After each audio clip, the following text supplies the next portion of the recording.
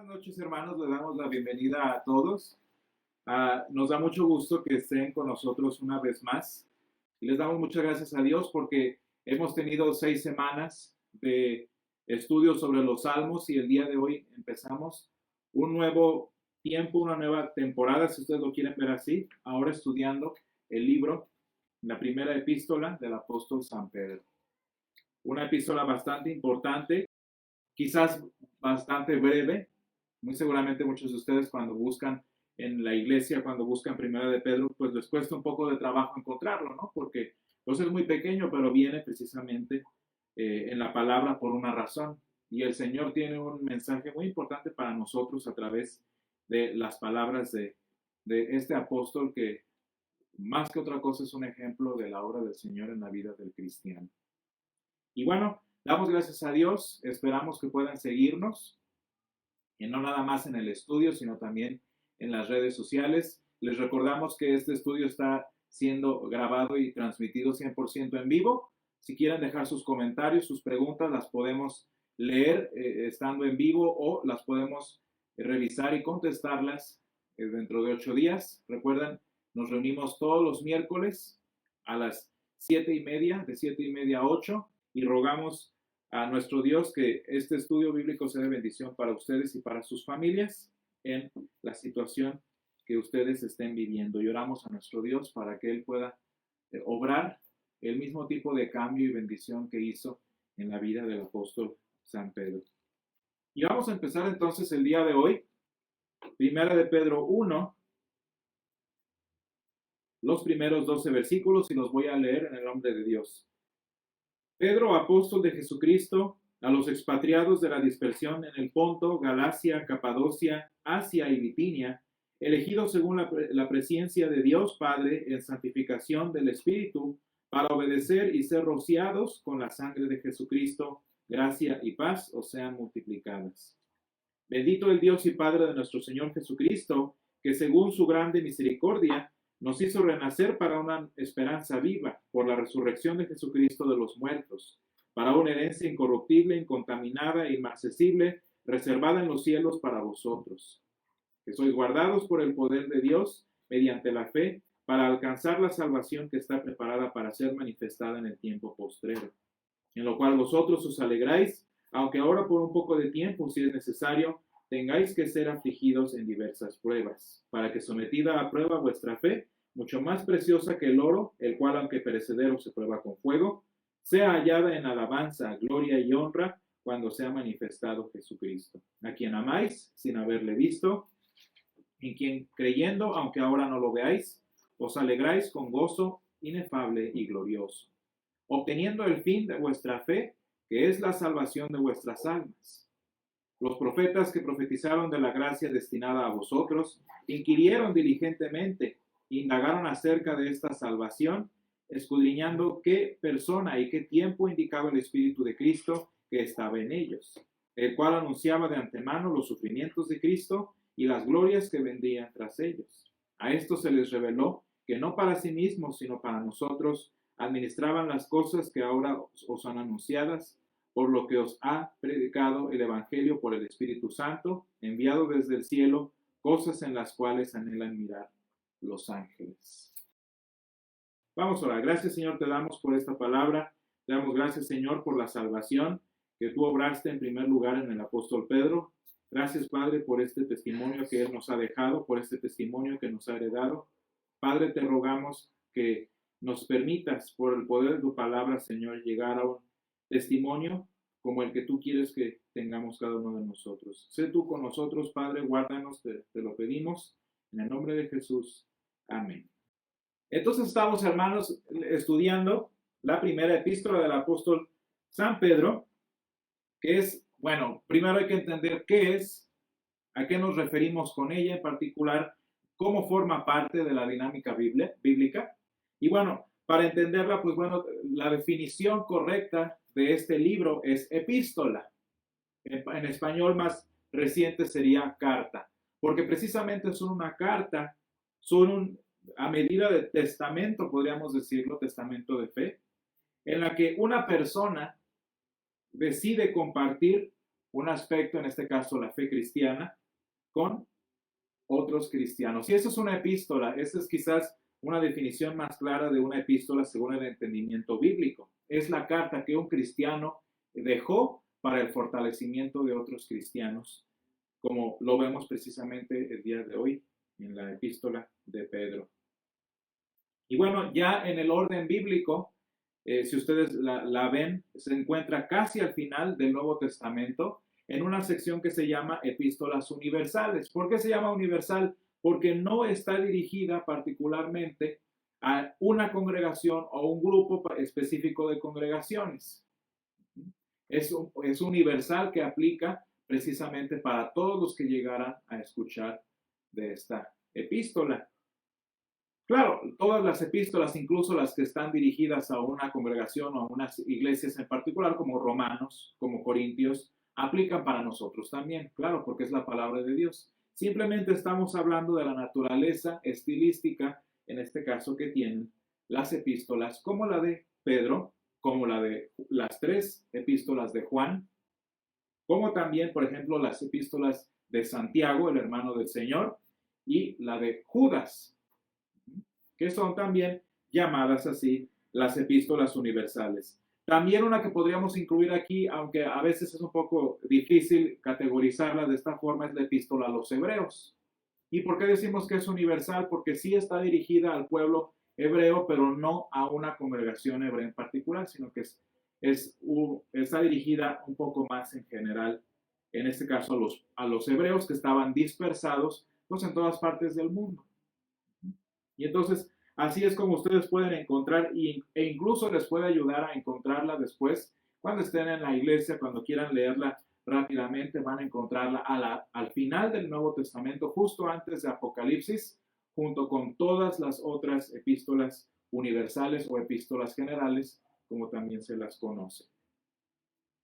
Y bueno, ¿quién es el autor? Pues parece obvio para nosotros que lo leemos, pero fíjense que ha sido un motivo de discusión bastante álgido entre los que estudian, entre los estudiosos, los teólogos, especialmente aquellos que empiezan a ver la palabra de Dios no como eso, como el texto inspirado por Dios, sino como un libro humano.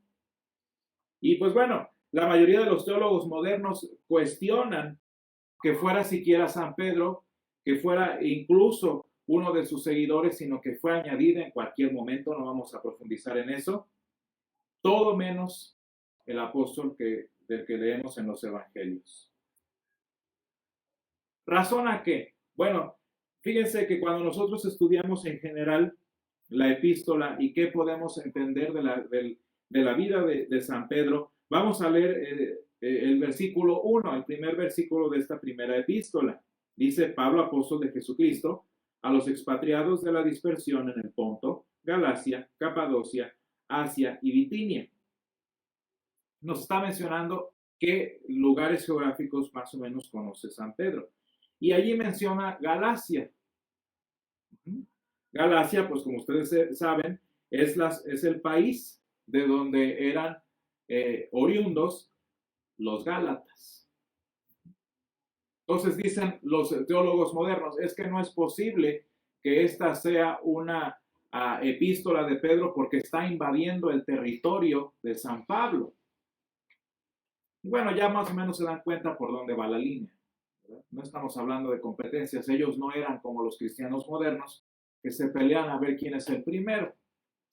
Pero bueno, esa es una razón, es que no es posible que Pedro dirija una carta en donde está ministrando Pablo.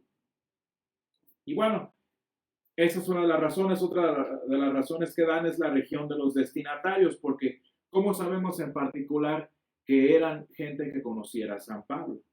¿No?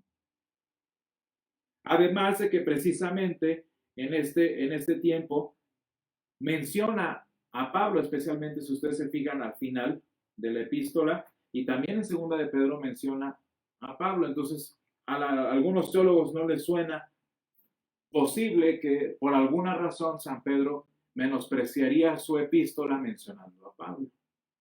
Si ustedes se fijan, ninguna de estas es razón histórica más que personal, más que inferencias personales. Lo que sí es que es un detalle que tampoco es definitivo, pero es un detalle bastante interesante, es la calidad del idioma en el que está escrito Primera de Pedro. ¿Por qué? Porque Primera de Pedro, como ustedes saben, como todo el Nuevo Testamento, está escrito en griego. El griego que se hablaba precisamente en tiempos del primer siglo de este lado de nuestra era, ¿no? Y dicen que el griego es demasiado bueno para un pescador. El griego no lo pudo haber hecho así tan perfectamente una persona que ni siquiera estudió. Y bueno, entonces obviamente como Pedro era un ignorante, no pudo haber escrito una carta tan importante como la primera y la segunda epístola que llevan su nombre. Y bueno, ¿qué podemos decir al respecto? Bueno, nosotros en San Pablo somos una congregación confesional y conservadora. ¿Y a qué se refiere esto? Que nosotros entendemos la palabra de Dios como la ha entendido la iglesia de todos los siglos.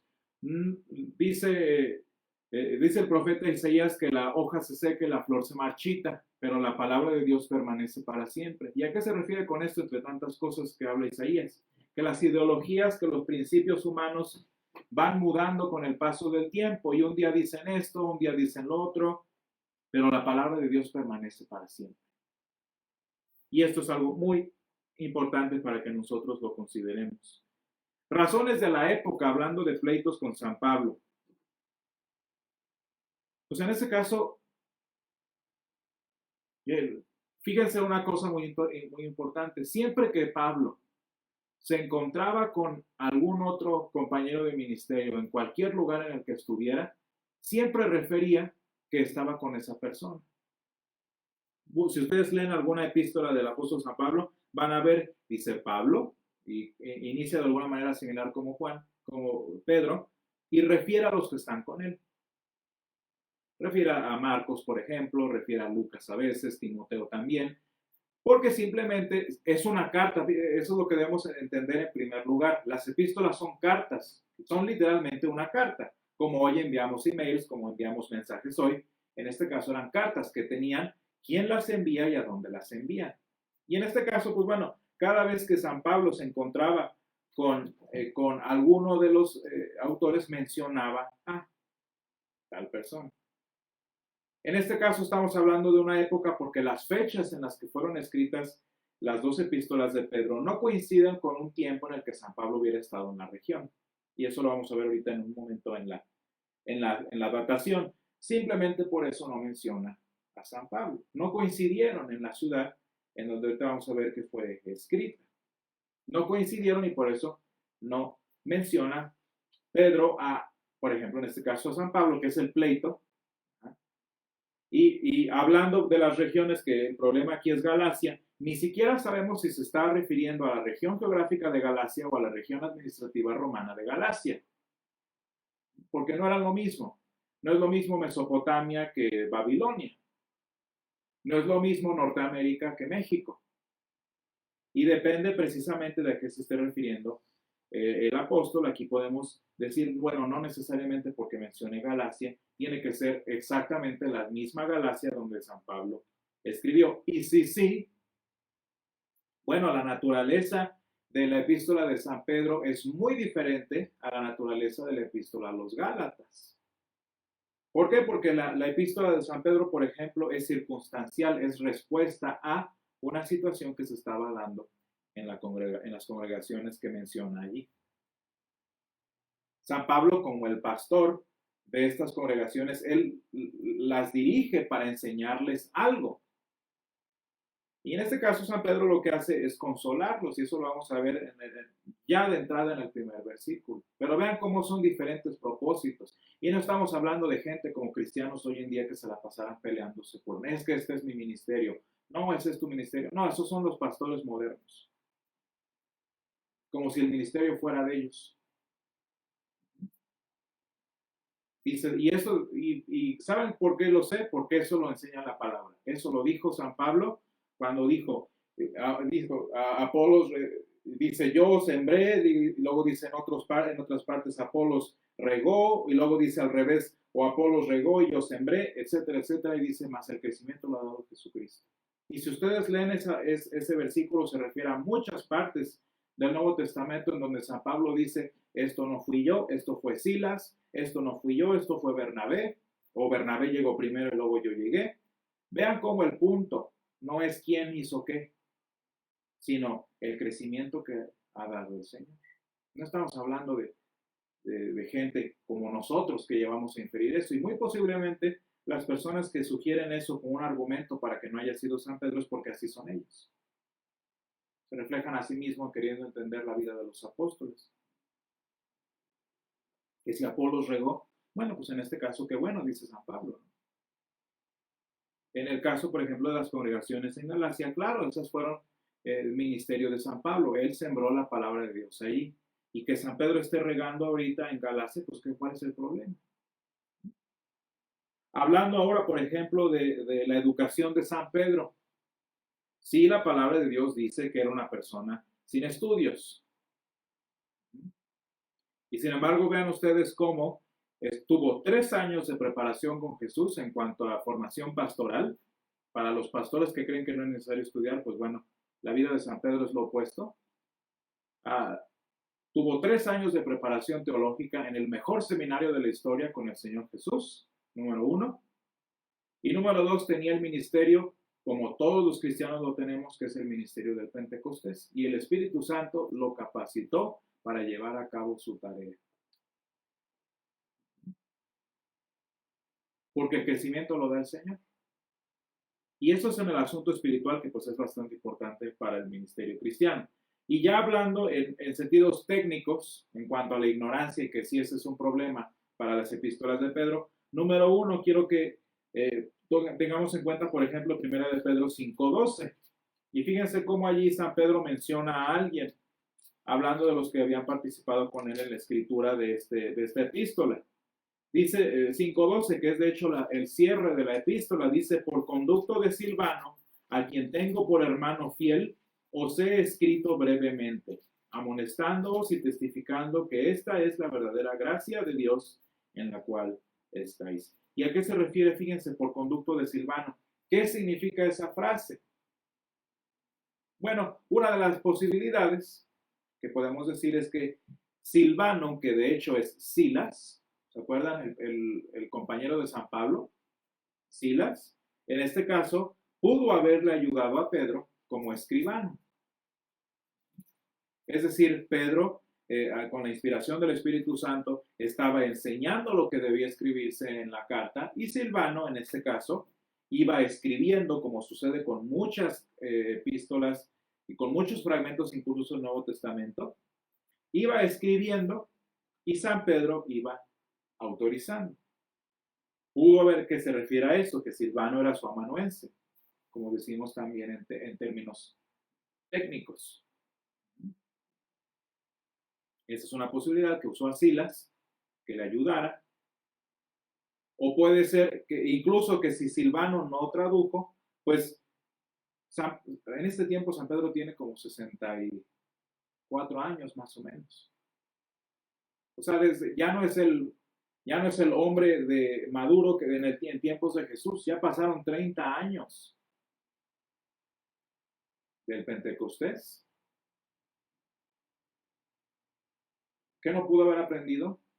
Si ese es su trabajo, piénsenlo, ¿no? O sea, si ese es el trabajo, si esa fue la ocupación de Pedro, el ser predicador, el ser pastor, no nada más de gente que hablara arameo como él, sino que hablara en este caso griego, pues obviamente tuvo que haber aprendido. Después de 30 años de hacerlo a fuerzas, la gente aprende. Muchas personas ustedes conocen que, por ejemplo, viajan a otro país, aprenden el idioma en cuestión de meses. Después de 30 años de interactuar con el griego, no hay ninguna razón para creer que San Pedro no se pudo haber hecho completamente bilingüe, en este caso con el griego. Además, y esto suponiendo que no sabía. ¿Por qué? Porque sabemos, por ejemplo, que Jesús era completamente políglota. Leía el hebreo que le enseñó su mamá, leía el hebreo de la escritura del Antiguo Testamento, Él hablaba el arameo, que era la lengua que hablaban su mamá y José y los hijos de José, que el mismo que hablaba Pedro, obviamente. Y también hablaba griego. ¿Por qué? Porque es imposible que en la región, en el tiempo político que vivió Jesús y los 12 discípulos, no fueran políglotas. Y nos sorprende a nosotros mucho, pero si nos sorprende es porque nosotros no hemos estudiado idiomas. Pero ella era gente como en Europa que nacen, y ustedes si van a Europa es muy fácil encontrar niños políglotas porque crecieron así. Entonces no hay ninguna razón para creer que nada más porque San Pedro no tuvo estudios, no pudo haber escrito la epístola, pues porque no, es demasiado para ignorantes. No, no se trata de eso. Y si fue ignorante y si fue un simple trabajador, pues bueno, el Señor capacita incluso a esos para su obra. Ha utilizado pastores de ovejas, ha utilizado príncipes, ha utilizado, el Señor Jesús fue un constructor, trabajador de la construcción. El único de los que podemos decir que era una persona muy estudiada, por ejemplo, y no, bueno, no único, pero de los pocos, fue Moisés. Moisés sí fue una persona perfectamente preparada. Pero no porque San Pedro sea lo opuesto, ya no aplica. Y en este caso, pues bueno, podemos decir que San Pedro, dentro de las varias posibilidades, pudo haber aprendido lo suficiente para escribir la epístola. Y si no, pudo tener una amanuensis. Y más que cualquier otra cosa, la iglesia que vivió 50 años, 100 años después de él, siempre consideraron que la primera epístola de San Pedro había sido escrita por él. A nosotros nos parece difícil porque ya pasaron 2000 años, pero ellos lo acababan, muchos de ellos vivían cuando la leyeron cuando San Pedro estaba vivo. O sus mamás o sus papás escucharon que el hermano Pedro mandó esta carta y ellos decían, es que sí, pues ¿de quién más? De tal manera que pues no hay mucha posibilidad de cuestionar la autoridad de la primera epístola de San Pedro. Fue San Pedro, el discípulo de Jesús que nosotros conocemos, en este caso, de los evangelios. Ahora la fecha, bueno, nosotros sabemos con base en la tradición y en la historia romana que San Pedro murió por la persecución de Nerón. Nerón fue un rey que prácticamente estaba desesperado por poder, tenía también trastornos psicológicos y empezó a hacerle daño al imperio, y cuando se dio cuenta que estaba haciéndole daño al imperio y obviamente a su figura, le echó la culpa a los cristianos. Y empezó una serie de persecuciones en contra de los cristianos, y después de perseguirlos empezó a matar a los líderes. Y de entre los líderes cristianos que murieron, obviamente fue San Pedro y también San Pablo posteriormente. Entonces, esta persecución se dio en el año 64-65 y la tradición cristiana es bastante clara, bastante consistente con las fechas y la historia como para nosotros saber que San Pedro, murió en el 64 después de Cristo. Alrededor de 34 años más o menos después de que el Señor ascendió al cielo. Y además, si murió en el 64, todavía tuvo que escribir la segunda epístola, ¿no? Y por cierto, si ustedes se fijan en segunda de Pedro, ahorita no tengo la referencia, pero luego allí San Pedro cita la previa que él había enviado.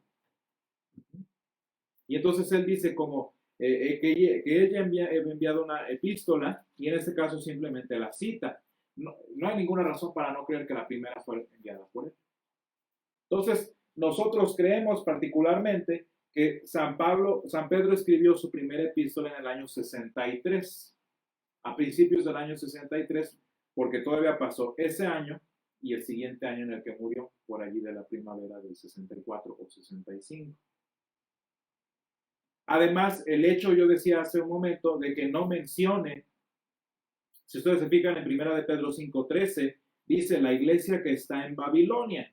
¿A qué se refiere con Babilonia? Bueno, acuérdense que Babilonia es en este caso es un eufemismo de Roma. Babilonia, el nombre como tal significa la ciudad grande y poderosa. Está hablando de la ciudad de Roma, la capital del imperio, ¿no? A eso se refiere la palabra Babilonia. Y entonces se está hablando aquí de esta ciudad. Y por cierto, miren cómo menciona a San Marcos, el escritor del primer evangelio. Y Marcos, mi hijo, os saluda. Y entonces estamos refiriendo que él está escribiendo desde Roma, pero no menciona a San Pablo. ¿Por qué no menciona a San Pablo? Porque en el año 63, más o menos que calculamos que escribió esta carta, San Pablo estaba en España. Después de su primer encarcelamiento, después de que San Pedro, ¿se acuerdan que San Pablo escribe Efesios, Filipenses, Colosenses, Filemón, los escribe mientras está en prisión en Roma. Y luego lo liberan y una de sus intenciones era ir a España. Y en este caso, coincidiendo con las fechas, en este caso, San Pablo ya estaba en España. Y entonces en este caso, pues no se encontró con él. Y ya en España, que San Pablo está escribiendo Timoteo y Tito, sabemos que muy poco después San Pablo regresa a Roma para ahora sí morir más o menos por el mismo tiempo de San Pedro. Esa es más o menos la fecha, el 63 después de Cristo. Ahora, el destinatario, ¿para quién escribió en este caso? Bueno, nosotros sabemos que el ministerio de San Pedro fue particularmente dirigido a los judíos. ¿Por qué? Porque San Pablo nos enseña que su ministerio particularmente era a los gentiles. Eso lo dice San Pablo bien clarito. ¿En referencia a quién? Bueno, pues en este caso al resto de los apóstoles. Y si ustedes se fijan, hay un momento en el que San Pablo confronta a San Pedro a razón de las actitudes que tenía San Pedro con unos y con otros, en este caso con los judíos y con los no judíos. Entonces San Pedro estaba bastante involucrado con la comunidad cristiana judía de su tiempo. Eso es muy general. Y sin embargo, así como vemos en la introducción del pasaje, dice a los expatriados de la dispersión en el Ponto, Galacia, Capadocia, etcétera, etcétera. Esas son referencias posiblemente también a los judíos en regiones gentiles. Entonces, en este caso, creemos que los destinatarios de la epístola de San Pedro eran judíos y gentiles que vivían en las regiones que aquí menciono. Cristianos que en general que posiblemente habían sido ya evangelizados por San Pablo. ¿Por qué? Porque cita principios y les habla como a creyentes. O sea, estas personas ya eran creyentes y eso es muy, muy, muy importante. Esta carta no es evangelizadora, ni siquiera es para seguir formando las congregaciones como lo son Timoteo y Tito. Aquí posiblemente ya eran congregaciones organizadas a las que San Pedro les habla para solucionar una cierta circunstancia que ellos tenían en aquel momento. Muy importante entonces este pasaje.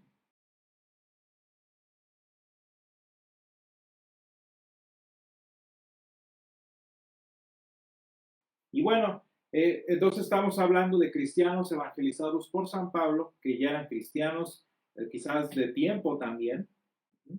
Pero la razón por la que San Pedro escribe es porque la persecución romana en este tiempo se había agudizado. Y los cristianos, particularmente de estas regiones que menciona San Pedro en el primer versículo, estaban siendo perseguidos, posiblemente sistemáticamente, o quizás era situacional. Lo que sí sabemos es que San Pedro menciona en varias partes de esta epístola, no nada más la persecución gubernamental, sino también la crítica, la murmuración, los falsos testimonios que se levantaban en contra de la congregación o de las congregaciones que estaban en esa región. ¿Por qué? Porque la persecución de Nerón no nada más fue policíaca, no nada más fue militar, sino que fue una campaña de desprestigio en contra de los cristianos. ¿Y cómo se daba ese desprestigio? Pues a través de personas levantando falso testimonio en contra de los cristianos, que pues obviamente ustedes saben, sí llega a dañar mucho nuestra estatura espiritual y nuestra salud espiritual. Y entonces San Pedro se da cuenta que, o escucha por alguna razón, que los cristianos en estas regiones están teniendo un momento difícil y él envía una epístola, no para robárselos de San Pablo, no para ser él el importante, sino para consolarlos. Y eso, hermanos, esa consolación que envía San Pedro desde su lugar en donde estuviera, posiblemente en las prisiones, lo vemos inmediatamente en el versículo número 1. Porque fíjense cómo dice Pedro, bueno, se presenta. Apóstol de Jesucristo. ¿Por qué es importante esta referencia? ¿Por qué San Pedro menciona de quién es apóstol? Porque, hermanos, es muy importante que nosotros vayamos aprendiendo en nuestra vida cristiana de quién viene el mensaje de la palabra de Dios. Aquí no estamos viendo, sí, claro, parte de la sabiduría de San Pedro, pero esta escritura, este mensaje, lo que incluye San Pedro en su epístola, es de parte del Señor. De tal manera que los cristianos no nada más estaban leyendo un mensajito de Jesús, de Pedro, era una palabra de Jesús para ellos. Y así como el Señor había hablado a través de Moisés al pueblo de Israel en Egipto, como había hablado a través de los profetas para su pueblo, bueno, hoy los cristianos son tan pueblo de Dios como para que Jesús mismo hable a ellos a través de su apóstol. Y San Pedro les dice, este consuelo que yo te doy no es mío. Yo soy el mensajero del verdadero consolador, que en este caso es Jesucristo. Y fíjense, con esto terminamos. ¿Qué significa Jesús para ti? ¿Qué significa Cristo para ti? Pues en este caso, el que te libertó, el que te salvó. Y yo espero que conforme vayamos estudiando la epístola, te estés dando cuenta de quién es el que te está hablando. Claro, no soy yo te la estoy explicando. Claro, San Pedro lo redactó para nosotros según la inspiración del Espíritu, pero el mensaje de esta epístola es de parte de Jesús, es de parte de nuestro Dios para tu vida. Y yo espero que en el nombre de Dios esta epístola traiga consuelo para ti, traiga descanso como lo hizo por ser palabra de Dios a los cristianos de el Ponto, Galacia, Capadocia, Asia y Bitinia. Vamos a dar gracias a Dios. Gracias, Señor, te damos por esta palabra. Gracias, Padre, porque a través de tus apóstoles, Señor, nosotros recibimos estas palabras de consuelo, estas palabras de ánimo que tú has dedicado para nosotros en la Escritura.